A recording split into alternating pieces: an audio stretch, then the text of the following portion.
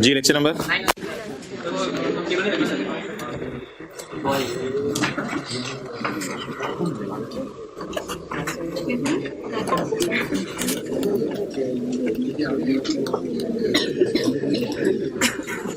K5 lecture 90 start.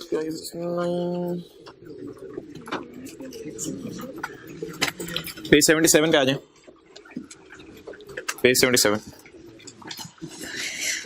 कल वाला सवाल हो गया था। वॉयलेट क्या लिखा था? वॉयलेट नाम था। अच्छा, Faraz is a chartered accountant. भाई ये मिटा दें यार, फराज ने सीए कर लिया। Faraz is a chartered accountant and employed as finance manager, और फाइनेंस मैनेजर के तौर पे इसने जो है वो नौकरी शुरू की है of gladiator limited. He has recently retired after a long medical leave. बेचारा बीमार हो गया था तो काफी अरसे बाद आया है। डस्टर वाले भाई बातें सुन रहे हो ना अब्दुल्ला भाई? And has been provided with draft financial statements of GL for the year ended 30/6/2017। और उसको किसी ने लाते ही बीमारी के बाद सबसे पहले ड्राफ्ट फाइनेंशियल स्टेटमेंट पेश किए हैं। मतलब ये आपके लिए हमने रखी हुई थी, आज हम जल्दी जरा ड्राफ्ट फाइनेंशियल स्टेटमेंट 30/6/2017 के साल की। Following figures are reflected in draft financial statements. Profit आ रहा है 125 मिलियन, एसेट्स आ रहे हैं 1420 और लायबिलिटीज आ रही हैं 925। While reviewing the financial statements, he noted the following issues. Financial statements में नजर मारते हुए उसको ये issues पता चले।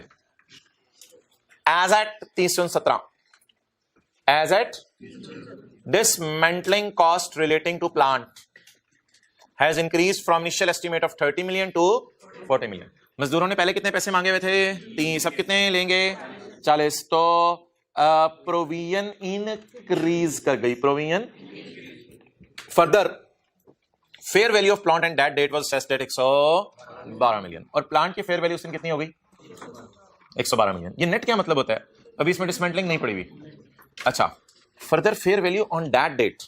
अच्छा भाई, फर्स्ट टाइम ऐसा हुआ है कि एक ही डेट को हमारा डीकमीशनिंग का एस्टिमेट भी 30 से 40 पे जा रहा है और एक ही डेट को फेयर वैल्यू भी दी हुई है ऑन दैट डेट। तो सवाल में ऐसा पहली दफा हुआ। ये सवाल है भाई पेज 77 पे। तो सवाल में पहली दफा ऐसा हुआ है कि सेम डेट पे बोले एस्टिमेट भी रिवाइज हो रहा है और साथ साथ रिवैल्यूएशन भी हो रही है। तो ऐसे सवाल में पहला हिंट लिख लें, बल्कि लिखने की शायद जरूरत नहीं है। अभी मैं आपको ना वो पेज पे खुद ही दिखा दूंगा। वो जो कल हम थ्योरी पढ़े थे इफ्रिक 1 की, that is on page number 28 इफ्रिक 1 की थ्योरी। उसमें लिखा हुआ था एग्जाम टिप्स पेज 29 पे। If fair value sorry point 4 page number 29 पे, वे revaluation of asset and remeasurement of provision. Revaluation of asset भी हो रही है 112 पे और प्रोविजन भी 30 से बढ़ के किस पे जा रही है? 40 पे। अकर ऑन सेम डेट, एक ही दिन को हो रही है। Then first pass adjustment for remeasurement of provision and then revalue the asset. तो पहले प्रोविजन को रीमेजर कर लेते हैं, बाद में क्या कर लेते हैं? एसेट को फेयर वैल्यू पे ले जाएंगे। Done, okay. अच्छा, जो हजरात लेट आए हैं पेज 77 पे आ जाए। सवाल ने एक सादा सी चीज बताई है कि अकाउंटेंट छुट्टी पे गया हुआ था, जब वापस आया है तो उसे पता चला, इधर देखें, जब वापस आया तो उसे पता चला है कि 30 जून 2017 को प्लांट की डिसमेंटलिंग का एस्टीमेट रिवाइज हो गया 30 से 40। तो बता दें डिसमेंटलिंग का एस्टीमेट साल के एंड पे रिवाइज हो रहा है या साल के शुरू में? साल के एंड पे। और रिवैल्यूएशन भी साल के एंड पे हो रही है या साल के शुरू में? साल के एंड पे हो रही है रिवैल्यूएशन। ये पहली दफा रिवैल्यूएशन हुई है, ये शायद पहले भी कभी हुई हो, शायद पहले भी कभी हो, कुछ जरूरी नहीं पहली दफा रिवैल्यूएशन हुई हो। अच्छा, no counting entries have been made in respect of increase in dismantling. 30 से 40 पे जाने की एंट्री नहीं हुई एंड रिवैल्यूएशन, और रिवैल्यूएशन की भी एंट्री नहीं हुई। Done. The plant had a useful life of 5 years। Plant की ओरिजिनल यूजफुल लाइफ 5 साल है। When it was purchased on यकम जुलाई 15, जब ये यकम जुलाई 15 को खरीदा गया था तो इसकी यूजफुल लाइफ 5 साल थी। तो मुझे बताइए हम में से कहां खड़े हैं आज? 30 जून 17 पे। तो यकम जुलाई 15 को 2 साल पहले ये प्लांट खरीदा गया था। The carrying value of plant, the carrying value of and related surplus included in financial statements. कौन सी financial statements? Following are the reflected in financial statements. मोहतरम 30/17 की फाइनेंशियल स्टेटमेंट ड्राफ्ट बन चुकी हुई हैं and has provided draft financial statement of 30/17। 30/17 की financial statement बन चुकी हुई है। The plant had a useful life of 5 years when it was purchased on यकम जुलाई 15।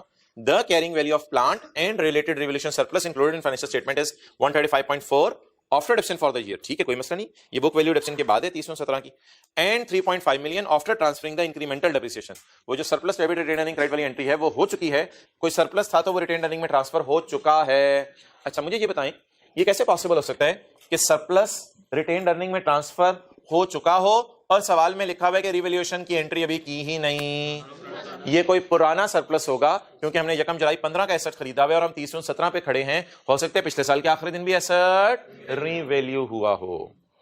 Discount rate is 8%. Determine the revised amounts of profit, revised amount of assets, revised amount of liabilities. After incorporating the impact of above adjustments, if any. अगर करने की जरूरत है किसी का impact तो वो रिकॉर्ड कर लें। भाई ऐसा ना किया करें यार, ये टाइम पे आया करें, बड़ा नुकसान कर रहे हैं आप अपना। डेट जी मोहतरम, कौन सा मॉडल यूज हो रहा है सवाल में? Revaluation model.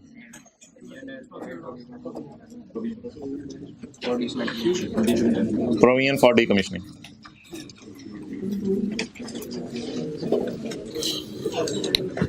अच्छा भाई जो हजरात लेट आए हैं और जो पहले से बैठे हुए हैं वो पॉइंट 2 जरा पढ़िएगा। भाई भाई भाई भाई सारे काम छोड़ो, पॉइंट 2 पढ़ो। The plant had a life of 5 years, जल्दी आज। The plant had a life of 5 years when it was purchased on यकम जुलाई 15। प्लांट की कॉस्ट, इधर देख यार, the plant had a life of 5 years when it was purchased on यकम जुलाई 15। लिखें cost missing, plant की कॉस्ट इज मिसिंग।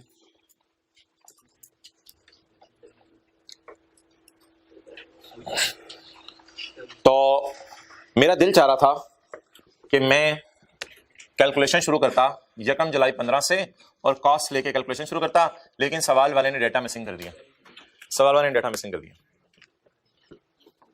तो मोहतरम मजे की बात सुने, ना मैं 2015 के साल की डिडक्शन निकाल सकता हूं, 2015 के साल की तो सॉरी निकालनी नहीं, यकम जुलाई 15 का मतलब होता है 30/16। ना मैं 30/16 के साल की डिडक्शन निकाल सकता हूं और ना मैं 30/17 के साल की डिडक्शन निकाल सकता हूं। मैं क्यों नहीं निकाल सकता 30/16 के साल की डिडक्शन और 30/17 के साल की डिडक्शन? क्योंकि मुझे कॉस्ट वगैरह अवेलेबल, हाँ WDV से रिवर्स चल के लाइफ वगैरह दी हो तो मुझे पता है कॉस्ट निकल आती है, लेकिन इस सवाल में तो वो सवाल कह रहे हैं कि रीवैल्यू भी हो गया है पिछले साल, तो पता नहीं कितने पे रीवैल्यू हुआ था पिछले साल, इसलिए डाटा मेरे पास अवेलेबल नहीं है। तो यकम जुलाई 15 को अगर मैंने एसेट खरीदा है और मुझे कॉस्ट एसेट की अवेलेबल नहीं है तो मैं 30/16 और 30/17 पे खड़े होकर डेप्रिसिएशन नहीं निकाल सकता। इसलिए सवाल वाले ने आसानी कर दी, कहता है the carrying value of plant and surplus included in financial statement is इतने एंड इतने, और जो कैरिंग वैल्यू है शुक्र है वो 17 के डेप्रिसिएशन के बाद वाली है, डेप्रिसिएशन निकल चुकी हुई है आफ्टर डेप्रिसिएशन ऑफ 17, और जो सरप्लस आ रहा है किताबों में वो भी इंक्रीमेंटल डेप्रिसिएशन वगैरह ट्रांसफर करने के बाद वाला है। तो मेरे ख्याल से बहुत लंबी कहानी हुई है, यहां कोई डेप्रिसिएशन वगैरह भी चार्ज हुई होगी, कैरिंग अमाउंट्स भी आई होंगी, रीवैल्यूड अमाउंट भी आई होगी, रीवैल्यूएशन सरप्लस भी आया होगा, फिर दोबारा डेप्रिसिएशन चार्ज हुई होगी, उसमें एक्स्ट्रा डेप्रिसिएशन भी पड़ी होगी और फिर कैरिंग अमाउंट आई होगी। तो ये डेप्रिसिएशन 30/16 के साल की होगी, ये 30/17 के साल की होगी, काफी कुछ होके हम यहां पहुंचे हैं। लेकिन हमारी आसानी के लिए सवाल वाले ने हमें 30 जून 17 की कैरिंग अमाउंट्स दे दी हैं, हमें 30/17 की कैरिंग अमाउंट्स दे दी हैं, डेप्रिसिएशन के बाद वाली। अब बताएं the carrying value included in financial statements का क्या मतलब है? कौन सी फाइनेंशियल स्टेटमेंट बनी हुई है? He has returned after a long leave and has been provided with financial statement of 30/17। उसे 30/17 की फाइनेंशियल स्टेटमेंट पेश की गई है, तो जब पेश की गई है फाइनेंशियल स्टेटमेंट तो उसमें बता दें डेप्रिसिएशन के बाद वाली बीवी कितनी थी, 135 पॉइंट, और इंक्रीमेंटल डेप्रिसिएशन जो वो जो सरप्लस डेबिट रिटेनिंग क्रेडिट वाली एंट्री होती है वो करने के बाद सरप्लस कितना बचा हुआ था, और देखें इन दोनों के साथ लिखा हुआ है कैरिंग वैल्यू, तो कैरिंग वैल्यूज एज ऑन होती हैं। तो 30/17 की कैरिंग वैल्यूज मुझे बता दें एसेट की 135.4, और सरप्लस कोई इसमें डेप्रिसिएशन वगैरह आ चुकी है, डेप्रिसिएशन में कोई एक्स्ट्रा डेप्रिसिएशन पड़ी हुई है तो वो भी माइनस हो चुकी है 3 पॉइंट, इसमें डेप्रिसिएशन वगैरह माइनस हो चुकी हुई है, और सरप्लस रिटेन अर्निंग में कोई शिफ्ट होता था डेप्रिसिएशन एक्स्ट्रा डेप्रिसिएशन की वजह से तो वो भी माइनस हो चुका है। अच्छा एक चीज उसने नहीं दी वो हम खुद निकाल लेते हैं, प्रोविजन फॉर डीकमीशनिंग इस डेट की हमें दे देना, क्योंकि सीए के बाद हमने रिवाइज सीए की तरफ जाने हैं और फेयर वैल्यूज की तरफ जाने हैं, तो वो एक चीज उसने हमें नहीं दी, वो इंशाल्लाह हम खुद निकाल लेते हैं, उसकी परेशानी वाली बात नहीं है। अच्छा मुझे ये बताएं यार, ये जो फिगर्स हैं ये सवाल की अनएडजस्टेड फिगर्स हैं या एडजस्टमेंट्स इसमें हो चुकी हैं? अनएडजस्टेड फिगर्स हैं। 30/17 को 2 हादसे हुए थे, नंबर 1 एसेट की डीकमीशनिंग का एस्टीमेट रिवाइज हुआ था, नंबर 2 एसेट रीवैल्यू हुआ था। ये 2 हादसे इन अनएडजस्टेड फिगर्स में अभी तक पोस्ट नहीं हुए। तो मुझे बता दें जो कैरिंग अमाउंट्स के सामने फिगर्स आ रही होती हैं वो अनएडजस्टेड होनी चाहिए या एडजस्टेड होनी चाहिए? अनएडजस्टेड। तो अब मुझे बता दें मेरी किताबों में इस वक्त जो प्रोविजन का बैलेंस आ रहा होगा वो ओरिजिनल एस्टीमेट के बेस पे आ रहा होगा या रिवाइज्ड एस्टीमेट के बेस पे? भाई ओरिजिनल की बेस पे डालूंगा तो रिवाइज करूंगा ना। वो जो भाई बात करते थे पहले वहां तक आऊंगा तो आगे चलूंगा ना। तो पहले 30/17 पे ओरिजिनल एस्टीमेट किसी को पता हो कितना था? 30 का। तो 30/17 पे तो जो कैरिंग अमाउंट, और आपको याद है कैरिंग अमाउंट के सामने पुराना वाला एस्टीमेट ही आता था, रिवाइज कैरिंग अमाउंट के सामने नया वाला एस्टीमेट आता है। तो अभी पुराना वाला एस्टीमेट कितना है? 30। अब वो जो स्किल हमने सीखी हुई है उस स्किल को अप्लाई करते हैं। सीए के सामने क्या डेट लिखी हुई है? 30/16, 30 कितने साल गुजर गए? 2। टोटल 5 - 2 3। तो 3 साल रह गए हैं डिसमेंटल होने पे। 30 × 1.08 raise to power minus 23.8। Solution मेरा देख लो, 0.81 है, 0.8 है। कोई एक ने देखना था बस, काफी है।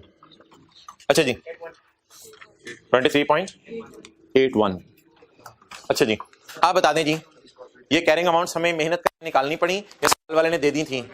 वैसे सवाल वाले ने दे दी थी तो हमें टेंशन हो गई थी, मेहनत करके निकलवा लेता शायद हमें जल्दी निकालेंगे। अच्छा चलो सवाल वाले ने शुक्र है दे दी थी, ऑलरेडी ये फिगर्स गिवन थी। अब मसला सिर्फ क्या रह गया? No accounting entries have been passed.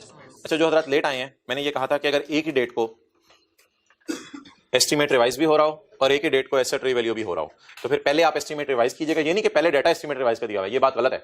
हमेशा पहले एस्टीमेट रिवाइज कीजिएगा और बाद में एसेट को रीवैल्यू कीजिएगा। तो रीवैल्यू इंशाल्लाह मैं बाद में करता हूं, पहले एस्टीमेट रिवाइज कर लेते हैं। एस्टीमेट रिवाइज करने के लिए बोलें 30/17 को अकाउंटेंट एक एंट्री भूल गया है तो उसको मैं लिखूं revised carrying amount. Revise carrying amount में किसको छेड़ दें? एसेट को, प्रोविजन को? प्रोविजन को जी बोलें। 14 × 1. Raise to power minus 3 raise to power minus 3। पहले रिवैल्यूएशन नहीं करनी, पहले एस्टीमेट रिवाइज करने, वरना एक एरर कैलकुलेशन में हो सकती है, वो मैं बताना नहीं चाह रहा क्या हो सकती है, इसलिए मशवरा मेरा यही है पहले प्रोविजन रिवाइज करें फिर रिवैल्यूएशन करें। 31.75। अच्छा जी बैलेंसिंग 7.94। अच्छा भाई अब वो 4 एंट्रीज तो आज मैंने लिखी कोई नहीं, वो 4 एंट्रीज मैंने लिखी कोई नहीं। अब जरा ज़बानी सोच लेते हैं। मुझे बता दें आपको खुशी मिल रही है गम? 23 की लाइबिलिटी 31 पे जा रही है, गम मिल रहा है। किसी को याद है गम की एंट्रीज ऊपर थी या नीचे थी? नीचे थी।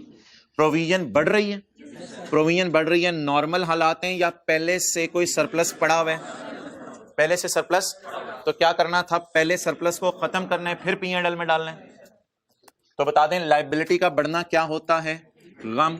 गम को रिकॉर्ड करने के लिए पहले सरप्लस को खत्म करें, अगर फिर भी गम बच जाए तो P&L में डाल 4.79। लेकिन इधर आपको पता है एसेट अकाउंट हिट नहीं होता, एसेट अकाउंट कॉस्ट मॉडल में हिट होता है। और इधर ब्लू मार्कर से क्या लिखें? Change in estimate,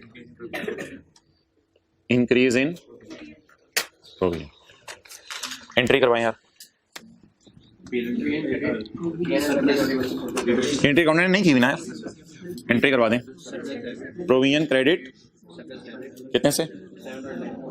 surplus in OCI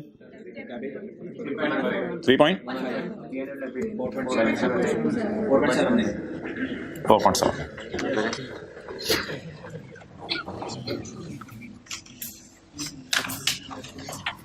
भाई पढ़ने दें दोनों आपस में एक दूसरे को। जी बोलें।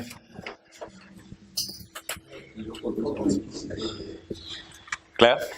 अब क्या करना है सर को? रिवैल्यू। रिवैल्यू कितने पे करना है? 112। भाई रिकॉर्डिंग हो रही है? करो भाई शुरू। अच्छा भाई ये जो एस्टीमेट रिवाइज हो रहा है ना ये हमने कर लिया है, अब हमने करनी है रिवैल्यूएशन। तो रिवैल्यूएशन में 112 की जो रिवैल्यूड अमाउंट है ना उसके साथ ब्रैकेट में लिखा हुआ है ये नेट है। नेट का क्या मतलब होता है कि इसमें अभी डिसमेंटलिंग नहीं पड़ी, डिसमेंटलिंग डालनी पड़ेगी। तो अब 30/17 को मैं क्या लिखूं? रिवाइज कैरिंग अमाउंट या रिवैल्यूड अमाउंट? तो ये ऐसा सवाल है जिसमें एक ही वक्त में दोनों ट्रांजेक्शंस हो रही हैं। 11 प्लस 31 पॉइंट, इसमें ये सही लेटेस्ट वाली डालनी है आपने 31.75। असल में ना इसी वजह से ये वाला काम पहले करना होता है कि ये वाली फिगर यहाँ यूज होनी है। इस वजह से मैंने कहा था प्रोविजन पहले रिवाइज कर लें बाद में रिवैल्यू करें। तो ये 31.75 गलत ना उठा लीजिएगा, लेटेस्ट वाली उठानी है जी। आप बता दें एसेट की फेयर वैल्यू, ये फेयर वैल्यू थी डीकमीशनिंग डाले बगैर, ये फेयर वैल्यू डीकमीशनिंग डाल के 143.75। अब क्या प्रोविजन का एस्टिमेट रिवाइज हो रहा है या एसेट रिवैल्यू हो रहा है? अब तो आईएएस 16 की एंट्री जहन में होनी चाहिए। अब इधर मैं पहले ही डैश लगा दूं, इधर कुछ ना करवाइएगा मुझे।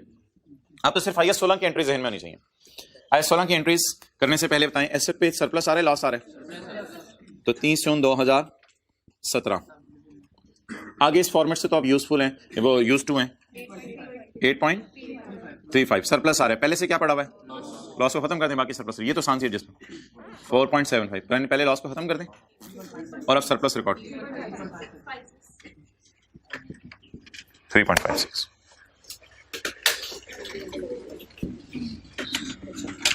आपने क्या बात बताई कि अगर प्रोविजन बाद में करेंगे तो क्या मतलब? छोड़ो उसको। प्रोविजन का एस्टिमेट आपने पहले रिवाइज करने, बाद में आपने रिवैल्यूएशन की एंट्री करनी। अगर एक ही डेट पर दोनों ट्रांजैक्शंस हो रही हैं, एंट्री बताएं यार। एक वार्म अप की एंट्री होती है, लेकिन वार्म अप की एंट्री में कर नहीं सकता क्योंकि वो डेप्रिसिएशन नहीं मुझे given. Already asset book values पे हैं शायद, इस वजह से तो मुझे डेप्रिसिएशन गिवन नहीं है। ये आप लोग बड़ी अजीब हरकत करते हैं, फिर दोबारा एंट्री बोलने लग जाते हैं। वार्म अप की एंट्री होनी चाहिए, लेकिन डेप्रिसिएशन इस साल की अवेलेबल नहीं है, तो डिप्रेशन का डेटा अवेलेबल नहीं है, तो कोई मसला नहीं, रहने दे। फिर एसेट बुक वैल्यूज पे शायद ये ऑर्गेनाइजेशन मेंटेन करी हो। तो अब एंट्री बोले, एसेट डेबिट, सरप्लस इन OCI credit, P&L credit.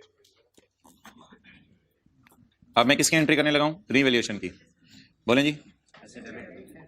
Asset debit 8.35, surplus इन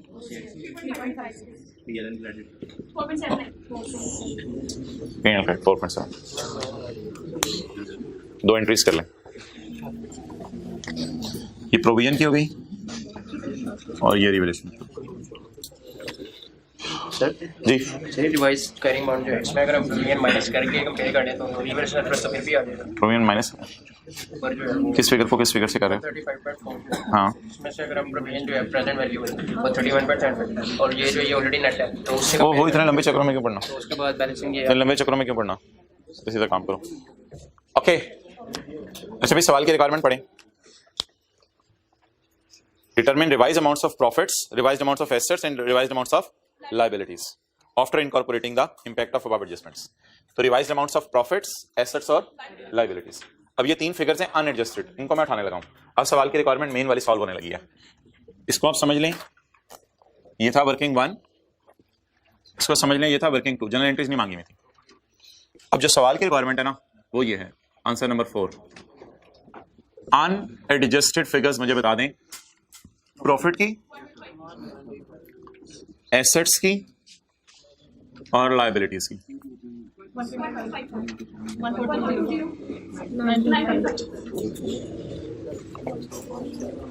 125, 1420, 925। अच्छा जी यार, अपना ये सवाल टेस्ट में भी आया था, टर्म टेस्ट में। तो इस ना एंट्रीज को किस तरह पोस्ट करना है ये जरा आप देख लीजिएगा। इन एंट्रीज को कैसे पोस्ट करते हैं। तो हमारे से ना इक्विटी पे इंपैक्ट नहीं मांगा। अगर इक्विटी पे इंपैक्ट मांगा होता तो सरप्लस जाके इक्विटी को हिट करता है, तो इसलिए सरप्लस प्रॉफिट को हिट नहीं करता। पीबीटी होता है ओसीआई से ऊपर वाला, तो इसलिए ओसीआई जो है वो हिट करता है इक्विटी को जाके। तो इसलिए इसका कोई डेबिट इंपैक्ट मुझे पोस्ट करने की जरूरत नहीं। ये इंशाल्लाह फाइनल अकाउंट में और भी क्लियर होगा। सरप्लस बैलेंस शीट का आइटम है, तो एसेट्स या लायबिलिटीज में नहीं आता, इक्विटी में आता है। अगर इक्विटी इधर मैं लिख दूं ना तो फिर ये चीज हिट करेगी उसको। अच्छा, इसलिए इसको मैं इग्नोर कर रहा हूं क्योंकि मुझे इक्विटी पे इंपैक्ट नहीं मांगा हुआ। खर्चे बढ़ रहे हैं, खर्चे बढ़ने से प्रॉफिट कम होगा। लायबिलिटीज बढ़ा दो, लायबिलिटीज बढ़ा दो बस। अब ये ना कि डबल एंट्री मैच नहीं हो रही हो भाई, इक्विटी में इंपैक्ट मांगे नहीं, इसने 2-3 चीजों में गलतियां सेम करने को मांगी हैं। अच्छा, ये भी पोस्ट हो गया, ये भी पोस्ट हो गया। एसेट बढ़ा, जगह बन के इधर 8.35 लिख दें, कोई मसला ही नहीं है। नीचे जगह नीचे 8.3 एसेट बढ़ा दो, इक्विटी बढ़ा दो, लेकिन ये फाइनल अकाउंट में देखेंगे। सरप्लस इक्विटी तो मांगी नहीं, इक्विटी बढ़ा दो, खुशी रिकॉर्ड कर दो, खुशी रिकॉर्ड कर दो 4.79। खुशी वो इत्तेफाकन इसके बराबर आ गए दोनों, उसकी खुशी बढ़ा दो। तो इसको पोस्ट नहीं किया मैंने, तो जिसको पोस्ट करना है उसको मैंने टिक कर दिया आपके सामने समझने के लिए, बाकी में क्रॉस कर दिया। अब ये एडजस्टमेंट्स हो गई, एडजस्टमेंट्स हो गई, बस इस तरह पेपर में लिख देगा एडजस्टमेंट्स। अब बता दें एडजस्टेड, ये तो एडजस्टमेंट थी ना, एडजस्टेड फिगर्स क्या बनी? 932.94।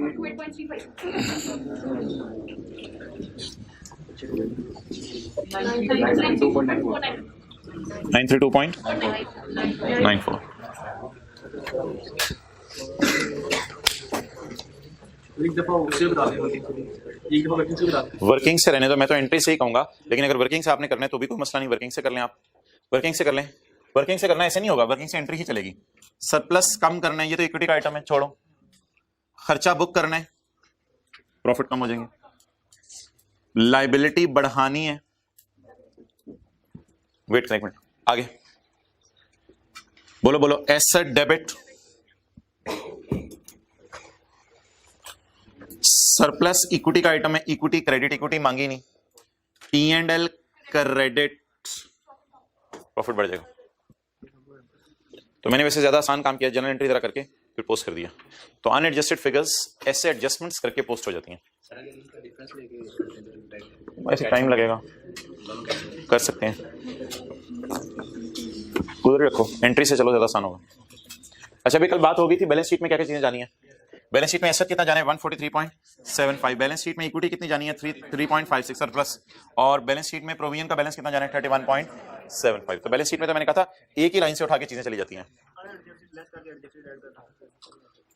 कर सकते हो, एंट्रीज पोस्ट करो, ज्यादा बेहतर है।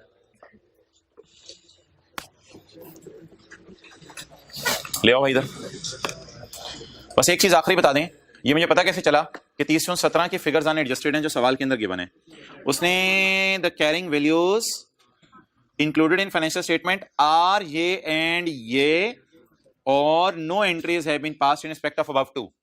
तो कैरिंग वैल्यूज दे दी थी 30/17 की, ऊपर वाली एंट्रीज करना भूल गया था, वो हमने फिर कर दी खुद। अच्छा भाई, होमवर्क के अंदर एक छोटा सा सवाल है आपके लिए। पास्ट पेपर का क्वेश्चन 16 निकालें। Past paper question 16, page number कौन सा बनेगा 59।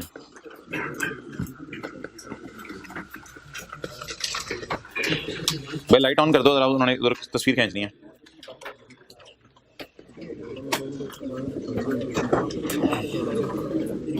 यार वो सवाल किया था कल, नहीं होमवर्क वाला नहीं, वो जो डेफर टैक्स वाला, कितने लोगों ने दोबारा नजर मारा था, रोज लिमिटेड वाला। अच्छा चलें फिर मुझे अभी दोबारा याद करेगा, रोज लिमिटेड वाले सवाल में मैं नजर मार दूं तो डेफर टैक्स कॉन्सिक्वेंसेस इन एडजस्टमेंट्स के, तो वो तो मुझे याद कराइएगा। अच्छा पेज 59, ये सवाल आपका होमवर्क है जी, लेकिन इस पे 8-10 मिनट से ज्यादा लगाइएगा घर में।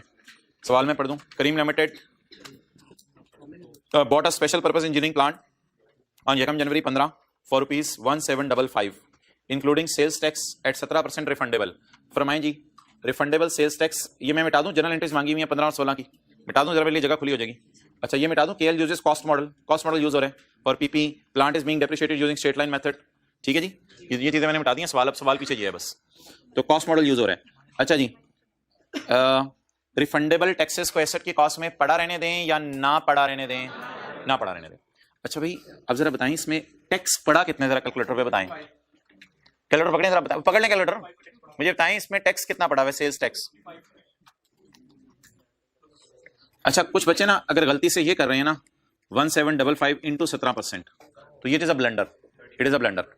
मिसाल के तौर पे मैं आपको ये कहूं कि सेल्स टैक्स का रेट पाकिस्तान में 17% है, और मैंने आइसक्रीम की दुकान से आइसक्रीम खरीदी है 200 जमा 17%, 234 की आइसक्रीम खरीदी है, और मैं आपको कहूं कि मुझे बता दें 234 की आइसक्रीम में टैक्स कितना है, तो इसका मतलब ये नहीं होगा 234 पे 17% लगाएं, वो बड़ा अजीब सा जवाब आ जाएगा।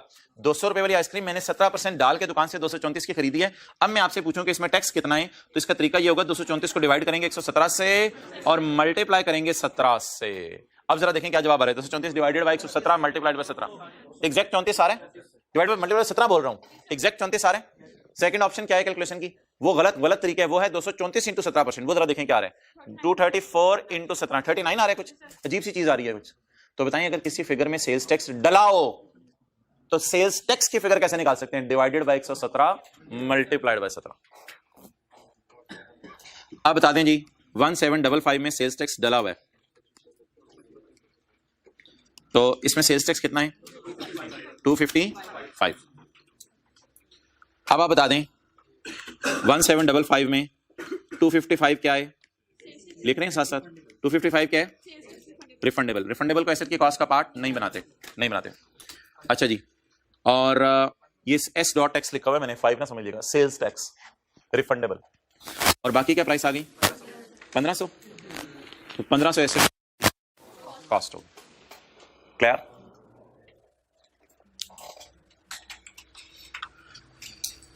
चलें जी आगे।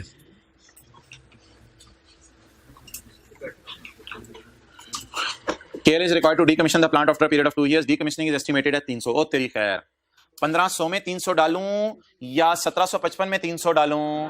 1500 में 300 डालूं या 1755 में 300 डालूं? 1500 में। और दूसरा सवाल, 1500 में 300 की पीवी डालूं या 1500 में 300 डालूं? 1500 में 300 की पीवी। ओके,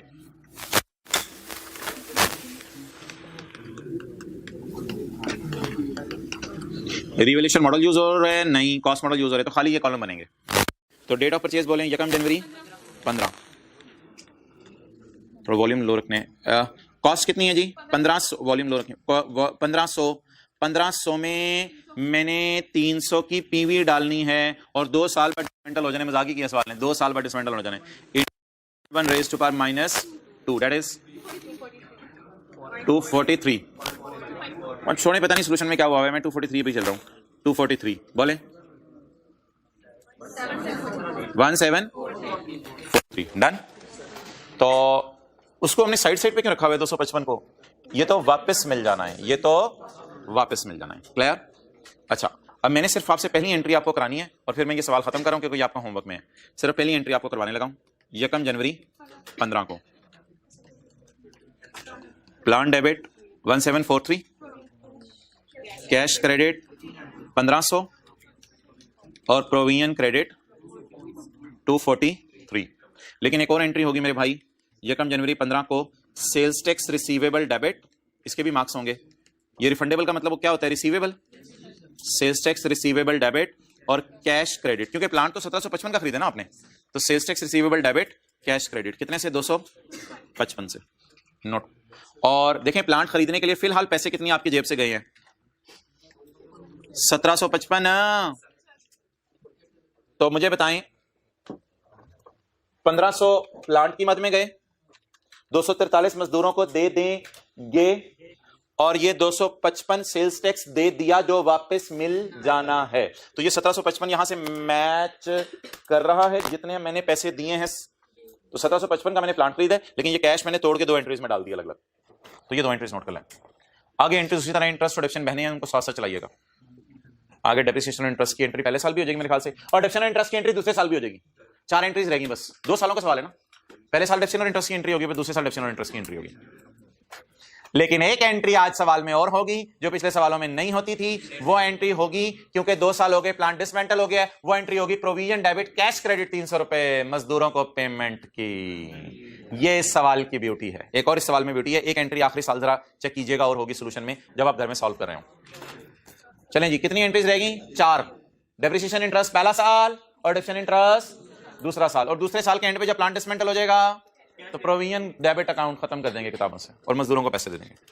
अच्छा, इस सोल्यूशन में जाके देख लें, दोनों एंट्रीज ना इकट्ठी हुई हुई हैं, अलग अलग बेहतर है। सोल्यूशन में जाके नजर मार लें, दोनों एंट्रीज इकट्ठी हुई हुई हैं। ओ हाँ, रख के चले जाए, देख लिया सोल्यूशन में इन दोनों एंट्रीज को अलग अलग इकट्ठा किया हुआ मैंने, अलग अलग होनी चाहिए थी, जरा ज्यादा समझ आ जाती है बेहतर।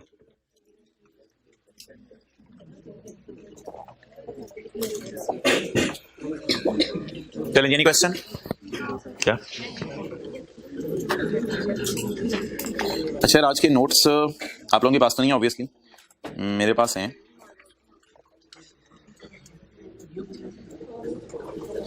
क्वेश्चन 16 हो गया पास पेपर का, क्वेश्चन 4 हो गया ग्लेडिएटर वाला। हमारी कल थ्योरी की डिस्कशन चल रही थी फ्रिक 1 पे, वो थ्योरी की डिस्कशन मैं अभी रिज्यूम करता हूँ थोड़ी देर में। पहले मैंने आपको आज जरा एक नई चीज करवानी है, वारंटी की प्रोविजन। चलें ठीक है, थ्योरी डिस्कशन खत्म करें, फ्रिक 1 में आ जाए, उसकी थ्योरी की डिस्कशन खत्म करें। पेज नंबर बताएं। 29। अब हमारे तकरीबन 6-7 सवाल हो गए डीकमीशनिंग के मुख्तलिफ क्लासों में मिला के। पेज नंबर कौन से?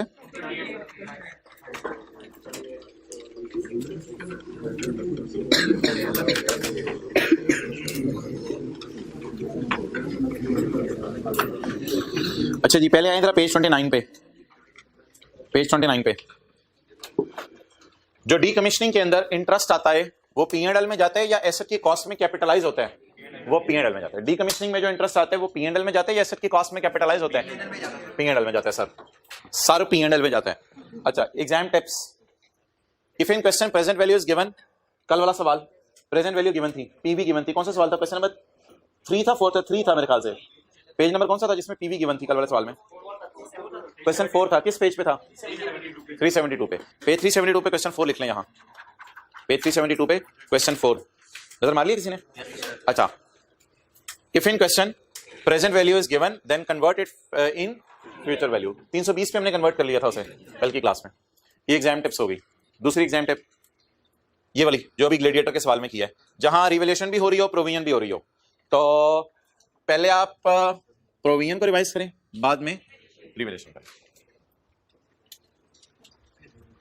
दूसरी बात, if fair value given in question is net of decommissioning, if fair value given in question is net of डी, तो फिर डीकमीशनिंग इसमें डालनी पड़ेगी। Then you will add present value of restoration cost या decommissioning in it, and if question is silent then no need to add. इसका मतलब सुने, अभी तक क्वेश्चन कहीं साइलेंट नहीं था, पता नहीं होमवर्क वाले सवाल में शायद हुआ, मुझे नहीं पता। अगर कभी सवाल में आ जाए कि बस फेयर वैल्यू इज 112 और ब्रैकेट में ना लिखा हो कि नेट ऑफ डीकमीशनिंग है, भाई फिर मैं कह रहा हूं 112 को एज इट इज यहां लिख लेना है। फिर आपने असम्पशन लेनी है कि ये नेट नहीं है, ये ग्रॉस है। समझ आ गई बात? अगर 112 के साथ नेट लिखा हो तो डीकमीशनिंग डाल लें और इधर ले आए। अगर 112 के साथ कुछ भी ना लिखा हो तो फिर 112 को एज इट इज लिख लें। एज्यूम करेंगे कि पड़ी भी है उसमें, assumption ले लेंगे, कुछ भी नहीं। Point 3, on revaluation date and the date of change in estimate we will calculate remaining life. Remaining life option के लिए हमेशा निकालिएगा, चाहे रिवैल्यूएशन हो रही हो चाहे एस्टीमेट चेंज हो रहा हो। देखिए 3 चीजें हमने पढ़ी थी ना इस टॉपिक में, एक तो रिवैल्यूएशन पढ़ी है, दूसरा हमने ये पढ़ा है कभी कभी मजदूर ज्यादा पैसे मांग लेते हैं, कभी डिस्काउंट रेट चेंज हो जाता है। जो भी रीजन बने हमेशा आप डेप्रिसिएशन को क्या कीजिएगा, रिवाइज कीजिएगा, यानी कि रिमेनिंग लाइफ जरूर निकाल लीजिएगा। अच्छा यार, ये जो डिस्काउंट रेट गिवन होता है ना सवालों में, अभी वाले सवाल में कितना था? 8% था मेरे ख्याल से। अभी जो सवाल किया सेल्स टैक्स वाला कितने परसेंट था? 8% था। तो अभी इस वाले सवाल में 8% था, अभी करीम वाले में शायद पता नहीं 12% था, कितना 11% था। ये डिस्काउंट रेट ना 2 किस्म के हैं। सीए फाइनल में आपको बताया जाएगा प्री टैक्स और पोस्ट टैक्स रेट में क्या फर्क है। आप बस ये याद कर लें कि आपने पेपर में अगर 2 डिस्काउंट रेट दिए हो, number 1 pre tax and number 2 post tax, तो आपने कौन सा उठाना है? प्री टैक्स उठाना है। इसको टेक कर लें, प्री टैक्स उठाना है। ये एक थ्योरी सी है डिस्काउंटिंग की, अगर पढ़नी है तो पढ़ लें। टाइम वैल्यू का इफेक्ट लेते हैं। ये टाइम वैल्यू होती है ना, मजदूरों को कई साल बाद पैसे देने हैं, उसकी प्रेजेंट वैल्यू निकाल लें, इसे टाइम वैल्यू कहते हैं। Where the effect of time value of money is, भाई अटेंटिव रहो जरा, where the effect of time value of money is, आवाज ऐसे रखें, material, a liability is measured at present value. Liability को प्रेजेंट वैल्यू पे मेजर किया जाएगा। The discount rate should be pre tax rate. आगे छोड़े in risk specific to liability. The need to discount is often found when accounting for decommissioning liability. लेकिन मोहतरम अगर paper में वो कह दे कि लॉयर ने कहा हुआ है 10 साल बाद पैसे देने हैं और जज साहब ने भी कहा 10 साल बाद पैसे दे दो, तो उसको भी इसी तरह डिस्काउंट कर लीजिएगा, कोई मसला नहीं, उसको भी डिस्काउंट कर लीजिएगा। When a provision is included in balance sheet, when a provision is included in, और provision जाती है बैलेंस शीट में at a discounted value, provision will increase over time. Provision will increase over time. वो जो हम interest डाल के provision बढ़ाते रहते थे, जैसे मैं 300 रुपए को डिस्काउंट करके 200 पे ले आऊं, फिर 200 को डिस्काउंट खोलता रहूं और 300 पे वापस जाऊं। Provision will increase over time to reflect the passage of time. Raised to power -10, raised to power -9, raised to power -8 passage of time, raised to power -7. So the reported provision increases. वक्त के साथ साथ provision बढ़ती चली जाएगी। This increase in value is included in interest for the provision। का बढ़ना कहां डालेंगे? इंटरेस्ट में डालेंगे। लेकिन अगर मजदूर ज्यादा पैसे मांग लें और डिस्काउंट रेट बदल जाए, वो अलग बातें हैं, वो चेंज इन एस्टीमेट है। डन। तो ये ऐसी थ्योरी के एतबार से एक बात लिखी हुई थी। Okay, page 28।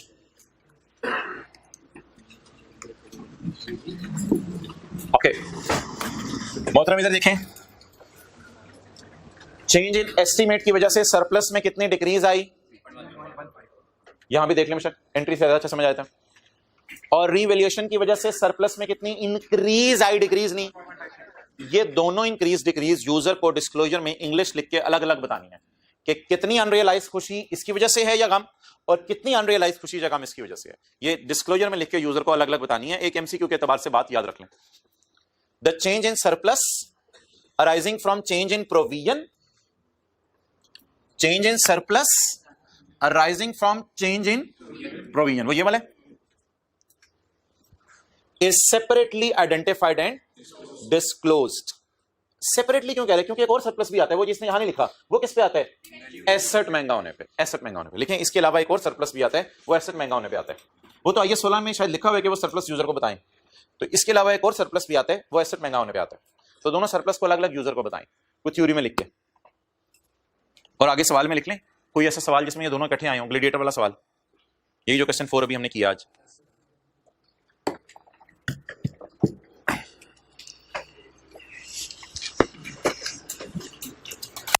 अच्छा यार, ऐसे ही जाते जाते ना एक सजेशन दे रहा है, हमने ये कभी नहीं की थी ग्लेडिएटर के सवाल के अलावा, कभी नहीं की थी। कहता है मेरा मशवरा है कि जब भी प्रोविजन का एस्टीमेट रिवाइज हो, एसेट भी साथ ही रिवैल्यू कराओ ताकि चीजें कंसिस्टेंट चलें। कहते हैं मेरा मशवरा है, मेरा मशवरा है, आगे आपकी मर्जी है, जो मर्जी करो।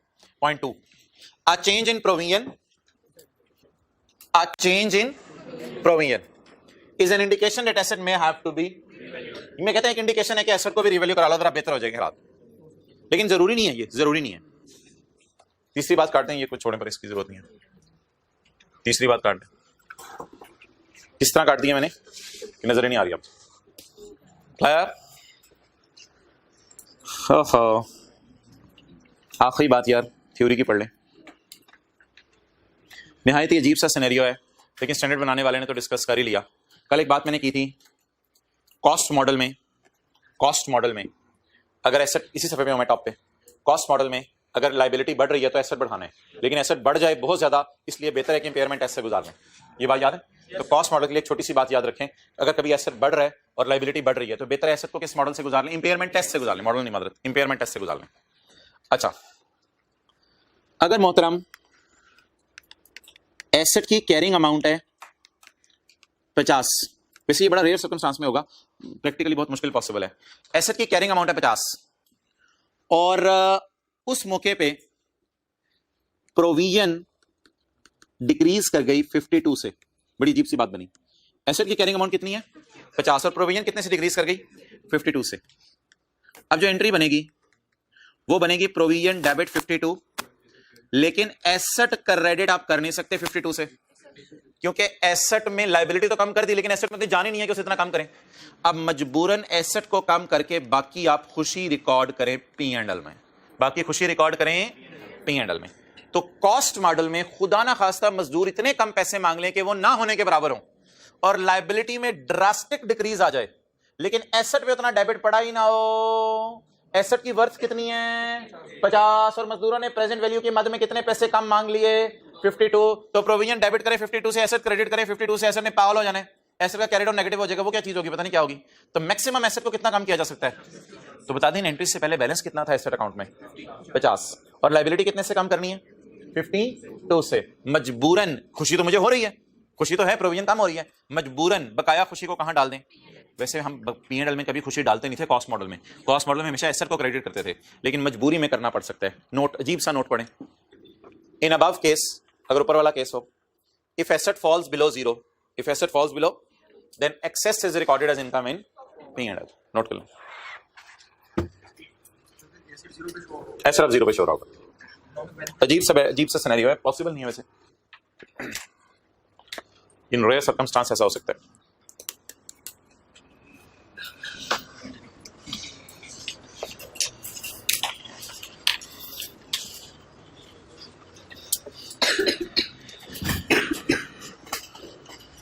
चलिए जी, एक बहुत ही मजे की चीज आपके लिए रोक के रखी हुई थी, वारंटी के एतबार से। एग्जाम्पल 11 निकाल लें, 15 निकाल लें, पेज नंबर मैं आपको बताता हूं, थोड़ा सा ऊपर आ जाए बस।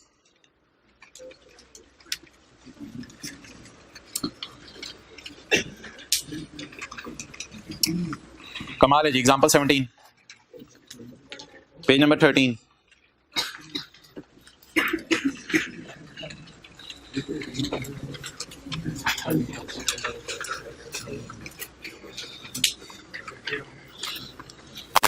What amount of provision should be recorded in the books of retailer?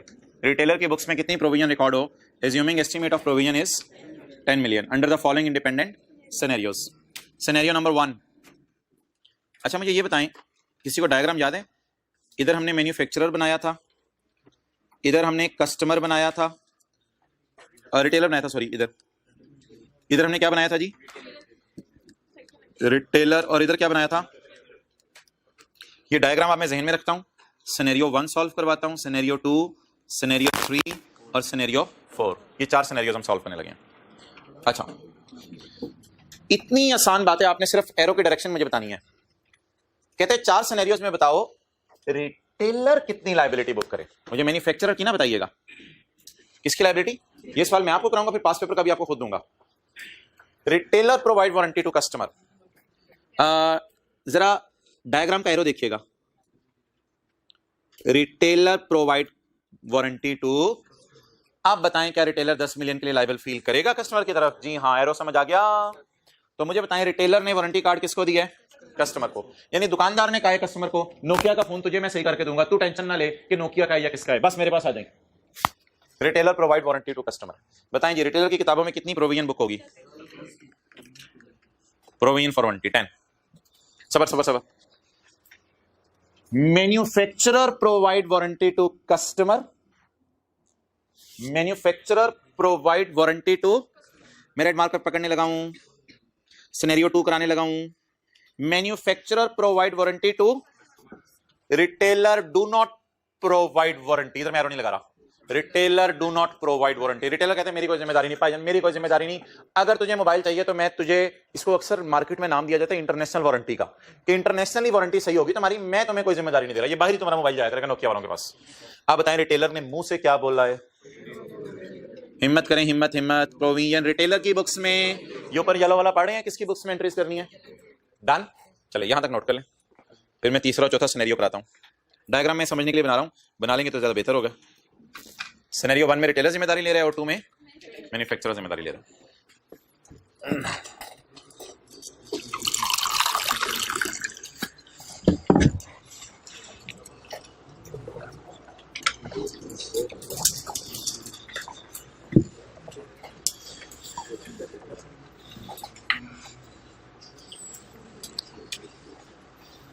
Okay,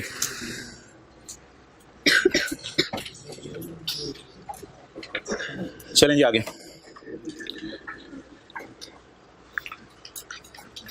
अब मैं ग्रीन मार्कर पकड़ने लगा हूं, retailer provide warranty to and recover full cost from,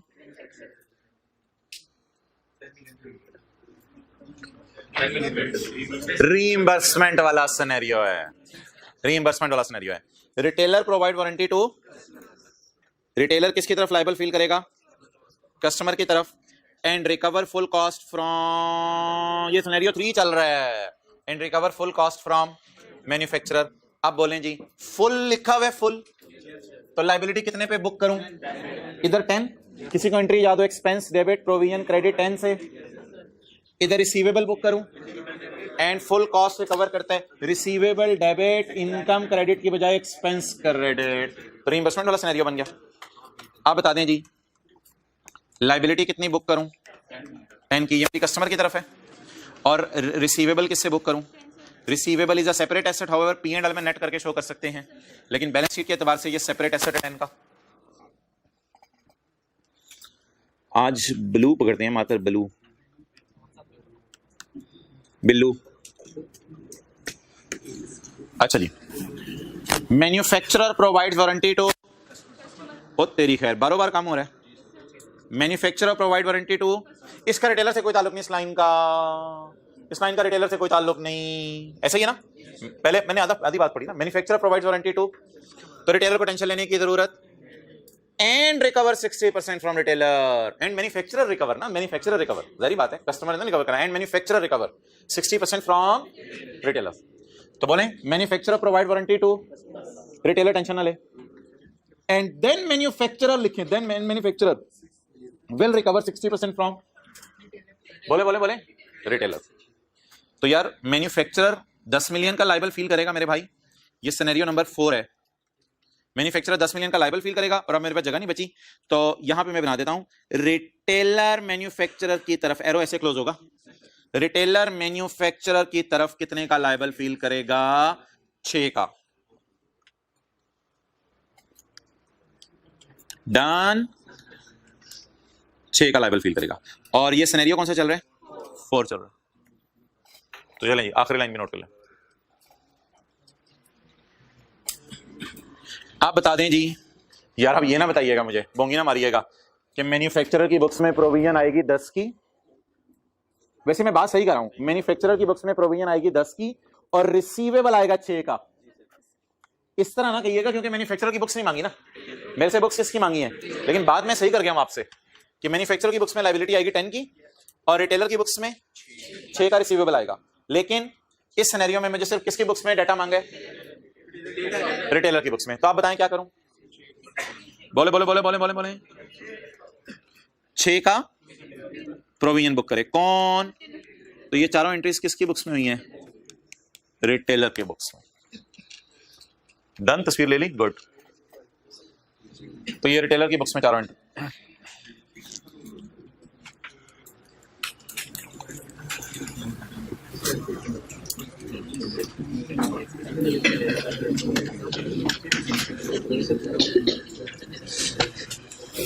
एक छोटी सी बात और कर दूं, एक छोटी सी बात सिर्फ और कर दूं जाते जाते।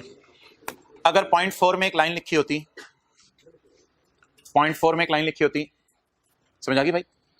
अगर पॉइंट 4 में एक लाइन लिखी होती फुल स्टॉप के बाद, इंग्लिश में नहीं उर्दू में, अगर मैन्युफैक्चरर ने इनकार कर दिया तो रिटेलर कस्टमर को कह रहा है तू टेंशन ना ले, मेरे पास आ जाएं। वैसे तो जिम्मेदारी कौन ले रहा है? मैन्युफैक्चरर।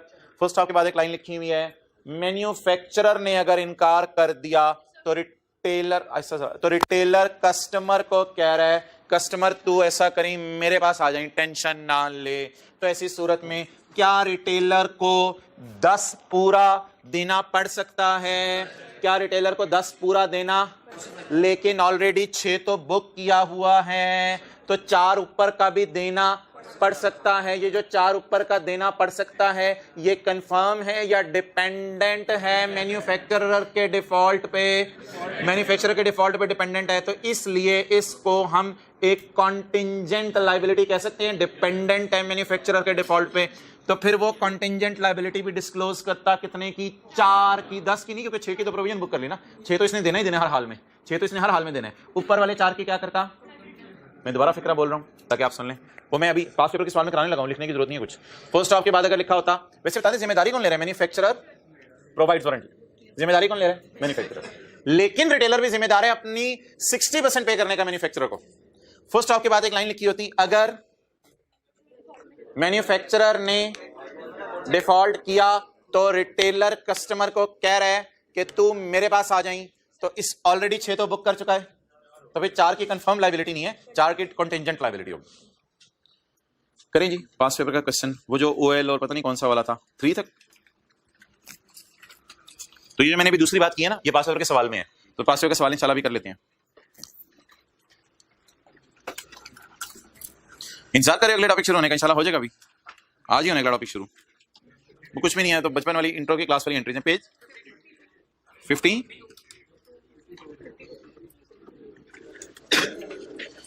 पेज 52।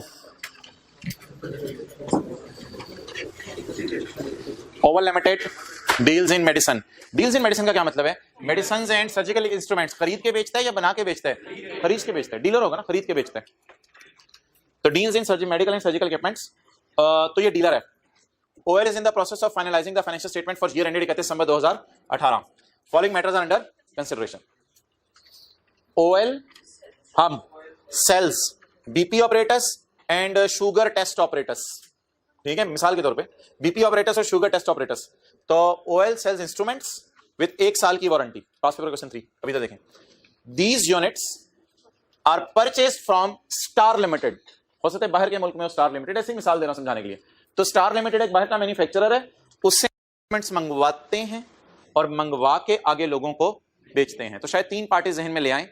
एक डीलर है ओवल, उसने बाहर के मुल्क स्टार लिमिटेड से मंगवाया ऑपरेटर्स और लाहौर में हॉस्पिटल्स को या कस्टमर्स को बेचेगा। The details of warranty are as under. पहले B1 पढ़ लेते हैं। B1 आप पढ़ लें जरा, मैं जगह बना लूं।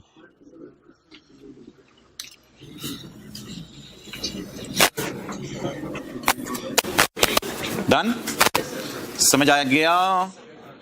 अच्छा भाईजान मुझे ये बताएं कि हम ओएल हैं, डीलर हैं, डीलर, रिटेलर हैं, डीलर हैं, डीलर हैं, डीलर हैं, और मैन्युफैक्चरर कौन है?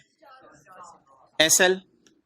ये मैन्युफैक्चरर है, हम डीलर हैं, और हमारा कोई ना कोई कस्टमर होगा।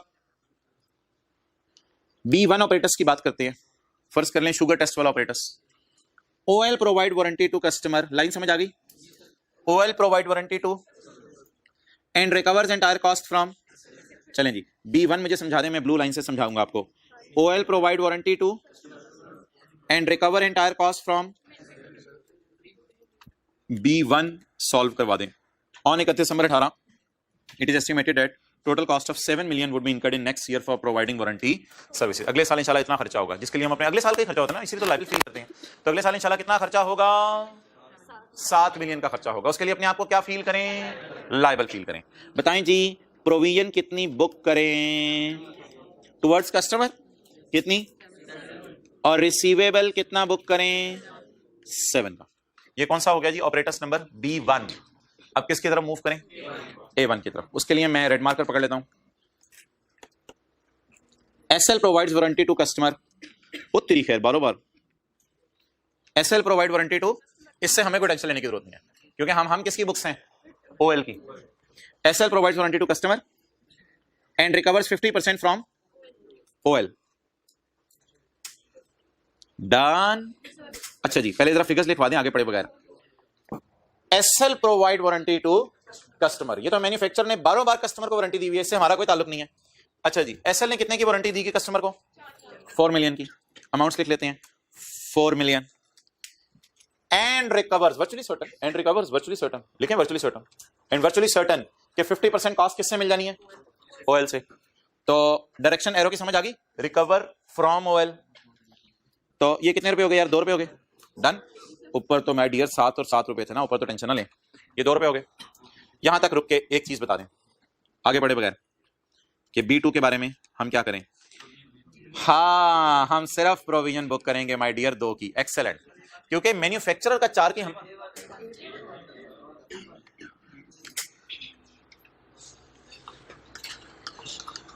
अच्छा हम लाइबिलिटी कितने की बुक करेंगे?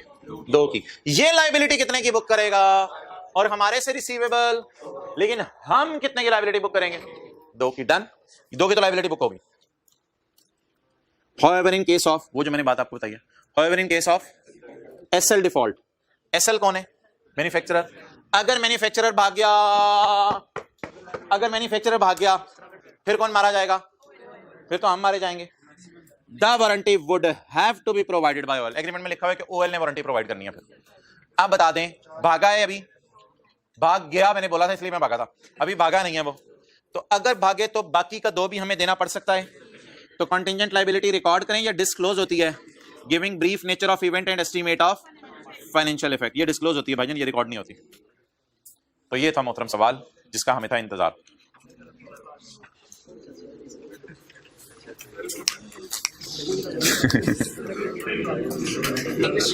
हाँ इंग्लिश देख लेते हैं जरा।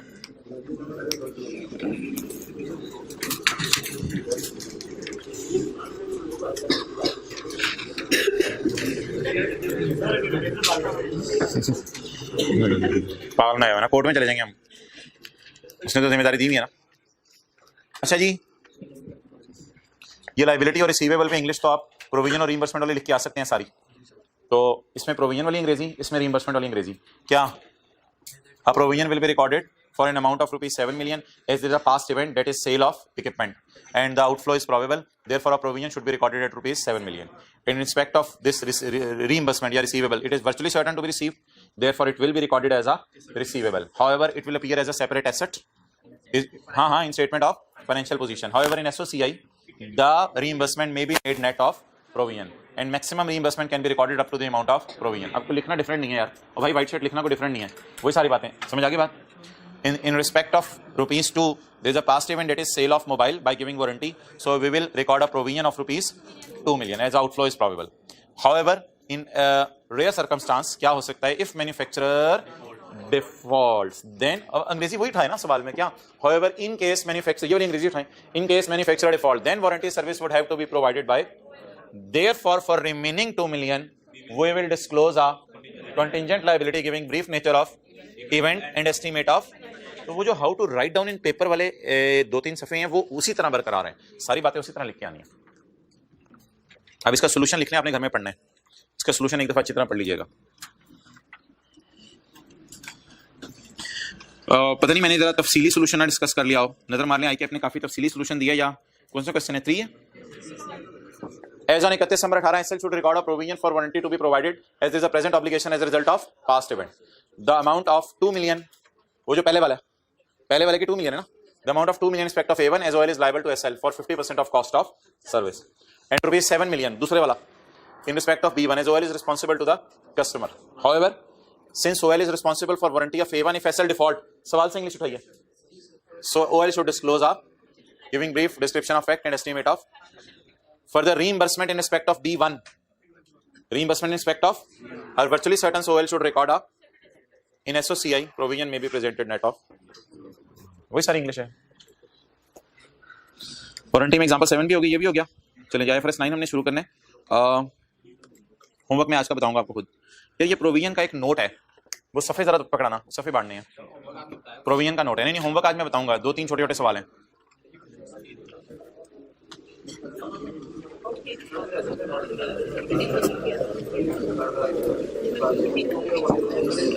भाईजान ये अकाउंट देखें किसका है,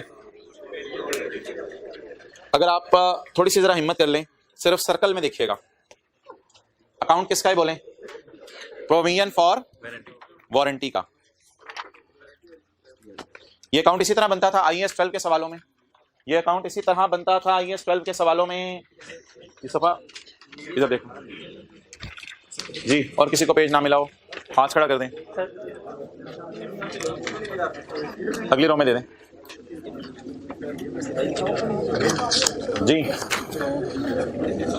और किसी को पेज ना मिला हो जी, इधर जो बचे हैं वो वापस कर दो, वापस वापस वापस वापस। किसको नहीं मिला और किसको नहीं मिला? अच्छा भाई, ये provision for warranty brought down आता था, याद होगा, वारंटी एक्सपेंस आता था, कैश आता था, और ये बात कितने लोगों को याद है, ब्रॉट डाउन आता था, एक्सपेंस आता था, कैश आता था, कैरी डाउन आता था, डन। यार इसका नोट भी तो बन सकता है, जिस तरह फिक्स एसेट का बनता था 10/6 - 4 = 12 नोट। ऐसे किया करेंगे आप, नोट बन जाया करेगा। स्टेटमेंट फॉर्म में बना दिया ना, ओपनिंग, एडिशन, डिस्पोजल, क्लोजिंग। नहीं अजीब सा नाम है, वो तो फिक्स एसेट में बनता था ना। तो ये ऊपर छोड़ने क्या लिखा हुआ है, ये सफा कहां से खुला है, ये आज के नोट्स का पेज नंबर 2 है, और ये फिजिकल वालों को बांट दिया, ऑनलाइन वालों को अपलोड कर दिया। आज के नोट्स में ये पेज नंबर 1 है, और आज के नोट्स का ये पेज नंबर 2 है। ये समझ आ गया? 6 रुपए की एंट्री बता दें, एक्सपेंस डेबिट प्रोविजन, 2 रुपए की एंट्री, 4 रुपए की एंट्री प्रोविजन डेबिट।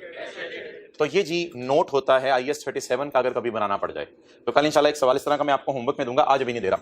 ओपनिंग जमा expense minus payment is equal to closing, और एंट्रीज बोलें 6 रुपए की एंट्री, ओपनिंग क्लोजिंग की एंट्री नहीं होती, एक्सपेंस डेबिट प्रोविजन डेबिट। अच्छा आगे चलें जी, डीकमिशनिंग की एंट्रीज मैं आपके सामने कर रहा हूं, इंटरेस्ट डेबिट प्रोविजन क्रेडिट। हो सकता है एस्टीमेट रिवाइज हो गया हो, कॉस्ट मॉडल हो, asset debit, interest debit provision credit. हो सकते हैं मजदूरों को पैसे दे दिए हो तो provision debit cash credit, provision debit cash credit. अच्छा समझ आ गई बात? अच्छा फर्ज करें प्रोविजन का ब्रॉट डाउन है 10, प्रोविजन का ब्रॉट डाउन है 10। प्रोविजन का वैसे टी काउंट हम नहीं बताते थे, हम तो वो एक कॉलम से बनाते हैं, याद आ रहा है, हम तो एक कॉलम से बनाते हैं प्रोविजन का, हम टी काउंट तो नहीं बनाते, हम तो एक कॉलम से बनाते हैं। अगर टी काउंट में मैं कन्वर्ट करना चाहूं तो 10 brought down provision, interest add होता था प्रोविजन में, याद आ रहा होगा, और चेंज इन एस्टीमेट भी कभी ऐड होता था, कभी 10/2/4 16 कैरी डाउन क्या बन गया, फिर इंटरेस्ट डलता था 3 रुपए का। ऐसे ही मैंने पेमेंट डाल दी मजदूरों को 19 रुपए की। एंट्री जरा बताएं, आपको याद हो कॉस्ट मॉडल की, इंटरेस्ट डेबिट प्रोविजन, 10 मैंने अपनी तरफ से लिया कोई, interest debit provision for dismantling credit. Estimate revise हो गया कॉस्ट मॉडल में, एसेट डेबिट प्रोविजन क्रेडिट, जिसके लिए आज पढ़ के आए हैं, एसेट बढ़ा तो इंपेयरमेंट ऐसे भी गुजार लो, एसेट डेबिट, ये क्या आ गया, इसके बाद आगे ब्रॉट डाउन, फिर इस साल दोबारा इंटरेस्ट डेबिट, एस्टीमेट रिवाइज नहीं हुआ, मजदूरों को पैसे दे दिए। अब नोट कैसे बनेगा,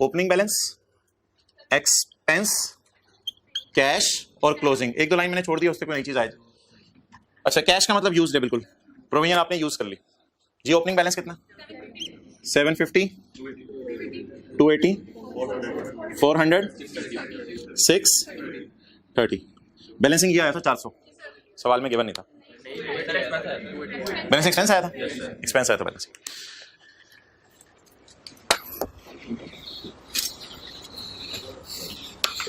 भैया ना जैसे नहीं होगा, आज नोट 7.1 बनेगा, warranty relates to product sold to customers. Past event उसमें ये है, वारंटी की नेचर लिख देंगे आप, वो भी मैं सोल्यूशन में आपको दिखा देता हूँ। वो सवाल से ही इंग्लिश लिख के आपने लिखनी है, यूजर को पता चले ना ये कहानी क्या है, तो वो भी मैं बता देता हूँ यहाँ इंग्लिश का लिखनी है, उसको छोड़ देंगे। Okay, transformer units. अच्छा एंट्रीज बता दें यार, entries expense debit, provision debit, cash credit. अच्छा जी, देखिए इन फिगर्स को हमने उधर जाके ऐसे किया तो नोट बन गया ये। भाई इसके लिए सीए करना जरूरी है। आ ट्रांसफार्मर यूनिट सप्लाइड टू रहीम यार Khan district hospital during the year. था करना the hospital has initiated the, हमारे खिलाफ ही केस होते हैं। The hospital has initiated the legal proceeding, और जुर्माना कितना मांगा है? 10 मिलियन। अब तो इन चीजों को जल्दी फारिग करें ना, फिगर ढूंढे। हमारा लॉयर बोला, बोलने की आदत है उसको, पैसे दिए हमने बोल रहा है। हमारा लॉयर बोला कि value has of this claim has been estimated at 9 million. अब लॉयर के मुताबिक कितनी है? 9। उसने मांगा कितना? तो वही जो हम बात करते थे, claim is equal to 10 as per lawyer 9। Might भी एक ही लाइबिलिटी भी आ जाए, लेकिन फिलहाल 9 की प्रोविजन तो बनानी पड़ेगी। The explosion was due to faulty component supplied to us. Explosion हमारी वजह से नहीं था, असल में किसी ने हमारे साथ हैंड किया था। ये खाना पकाना नहीं था, रशीद मुर्गी वाले का मसला था। रीइंबर्समेंट वाली साइड पे चला गया, तो रीइंबर्समेंट वाली साइड पे ना जाएं। अभी आप 9 मिलियन की ना एंट्री कर दें, ताकि फिर नोट में मैं उसे पोस्ट कर दूं, expense debit, provision credit 9 million. इस एंट्री को पहले पोस्ट करा दें। Provision for court case. आप सोच रहे हैं अच्छा ऐसे नोट भी इसका भी बनता होता था, मैं तो सोचा अच्छा प्रोविजन फॉर कोर्ट केस। ये इस साल आया केस या पहले से चल रहा था? इस साल आया ना केस। ओपनिंग खर्चा बुक करूं कितना? यार 9,000 होगा मेरे भाई, क्योंकि ये रुपीज इन, चेक कर लेते हैं ये रुपीज थे, तो इसको हमने 1000 में किया है कन्वर्ट, तो ये भी रुपीज 9 मिलियन है, तो फिर इसको 9000 बनेगा इधर। डन। एंट्री साथ करते जा रहे हैं तो नोट भी समझ आता जा रहा है। The explosion was due to faulty component supplied to STL for inclusion in transformer.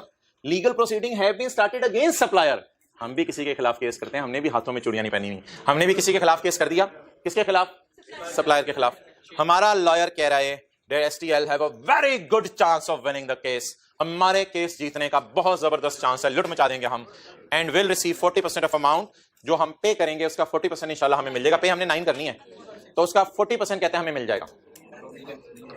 भाईजान ये केस हो रहा है, और आज आपने मुझे मतलब बताना है, लॉयर ने कहा है वेरी गुड चांस है विनिंग का, तो आप हजरात ने मुझे बताना है वेरी गुड चांस है विनिंग का। वर्चुअली सर्टन नहीं कहना खुदा के लिए। वर्चुअली सर्टन तब कहने जब सप्लायर मान जाए या इंश्योरेंस कंपनी या जज कह दे। वर्चुअली सर्टन नहीं। हाई चांस ठीक है कह सकते हैं आप, प्रोबेबल है, बहुत गुड चांस है मींस हाई चांस है, लेकिन स्टिल क्या होगा? डिस्क्लोज होगा। तो इसकी no journal entry, no entry, बल्कि डिस्क्लोज करने as a contingent asset. Done. और अमाउंट इसकी वो बनेगी ना फिर जितना हमने देना है उसका 40%, तो 9 का 40% 3.6। अच्छा इसकी ना कैमरा इधर करो, इसकी अंग्रेजी में इंशाल्लाह कल डिस्कशन कर लेते हैं। फिलहाल मुझे नोट का न्यूमेरिकल पोर्शन आज कर लेने दें। अंग्रेजी आप खुद भी पढ़ के आ जाएंगे इंशाल्लाह, तो मैनेज हो जाएगी। आगे जी पॉइंट 3 कर दें यार, कैलकुलेटर पकड़ के अमाउंट निकाल दें। हाँ, ऑन 31 दिसंबर 15। और भाईजान अगले की एंट्री कोई है ना, इसलिए आप मैंने सोचा पूछे अगले का क्या किया, बस एंट्री नहीं थी इसकी। अब पॉइंट 3 पे आ जाए। On 31 December 15 STL entered into 18 month fixed price contract. भाईजान कॉन्ट्रैक्ट करके आप फंस जाते हैं, याद रखिएगा, ये पता नहीं कौन सा कॉन्ट्रैक्ट बन जाएगा। On 31 December 15 SL entered into 18 month contract. 18 month future में आने हैं भाईजान, 18 मंथ फ्यूचर में आएंगे, अगले 18 महीने, यानी 2016 का पूरा साल और 17 का आधा साल। To supply a customer 100 units per month. हमने उससे वादा कर लिया है कि तुम्हें 100 यूनिट्स हर महीने बेचेंगे अगले 18 महीने, ये उससे वादा कर लिया है। फोरकास्ट प्रॉफिट हमारा था 1600, बट आ गया बीच में, बटने का ठहरो, बहुत चीजें महंगी हो रही हैं, क्लीनिंग मटेरियल महंगा हो रहा है, आप राइस से जो कॉन्ट्रैक्ट कर चुके हो क्लीनिंग का वो बहुत महंगा पड़ेगा आपको। बटने का जो आप सोच रहे थे 1600 का प्रॉफिट आएगा, भाईजान उल्टा 800 का लॉस आएगा। ये कॉन्ट्रैक्ट कैंसिल नहीं हो सकता पेनल्टी पे करके, कैंसिल नहीं हो सकता पेनल्टी पे करके। If I honour and if I cancel, cancel वाली तो ऑप्शन है ही नहीं। अगर ऑनर करूं तो मैं सोच रहा था 16 का लॉस आएगा, किसी बताने वाले ने बता दिया नहीं आना 800 का प्रॉफिट, सॉरी 1600 का प्रॉफिट नहीं आना, 800 का लॉस आने। शायद वजह ये हो कि मैं 4000 की चीज खरीदा करूंगा और 3200 की बेच दिया करूंगा, शायद ये वजह हो। 4000 की खरीदूंगा 3200 की बेच दूंगा, इसलिए फ्यूचर में क्या आएगा, ऐसी अपनी तरफ से बोल रहा हूं। मैंने सोचा था 4000 की खरीद के 5600 की बेचूंगा, लेकिन अब पता चला 4000 की खरीद के 3200 की बेचूंगा। तो कॉन्ट्रैक्ट इज, अब बता दें इनफ्लो आउटफ्लो डालने की जरूरत है या इनफ्लो आउटफ्लो का नेट लॉस उसने दे दिया है? आपको याद है इनफ्लोज और आउटफ्लोज डालते थे, वो अवेलेबल नहीं है, नेट लॉस अवेलेबल है। कितना लॉस आने? 800 का, 800 का हर यूनिट पे आने, गुड गुड गुड, हर यूनिट पे आने। अच्छा तो एक महीने में कितने यूनिट्स? और भाईजान हमने तो 18 महीने यूनिट सप्लाई करने हैं, तो 18 महीने से मल्टीप्लाई करें, हर महीने कितने यूनिट्स? 100। एक यूनिट पे कितना लॉस? टोटल महीने कितने? 1400 यार है, एंट्री बताएं। एक्सपेंस डेबिट, इस एंट्री को करें पोस्ट। खर्चा बुक करना है। अच्छा पेमेंट तो नहीं हुई इस साल कोई, अभी पेमेंट तो नहीं, ओपनिंग बैलेंस भी नहीं है ना, अल्लाह शुक्र नहीं है, ये केसीसी साल मसला आया है तो ओपनिंग बैलेंस भी नहीं है, कोई पेमेंट भी नहीं हुई, तो प्रोविजन फॉर ऑनरस कॉन्ट्रैक्ट। इस साल तो ये मसला साल के शुरू में नहीं था। खर्चा कितना बुक करना है? एंट्री एंट्री देखें सारे मुंह पर करके, खर्चा डेबिट प्रोविजन क्रेडिट बढ़ा दो, खर्चा डेबिट P&L में प्रोविजन क्रेडिट। अच्छा जी पेमेंट्स तो इन दोनों की कोई नहीं हुई साल, अभी कोई जज का फैसला नहीं आया। 9,014 बिल्कुल उसी तरह ध्यान में रखना है। Land, building, plant, opening, addition, disposal, closing, done. अब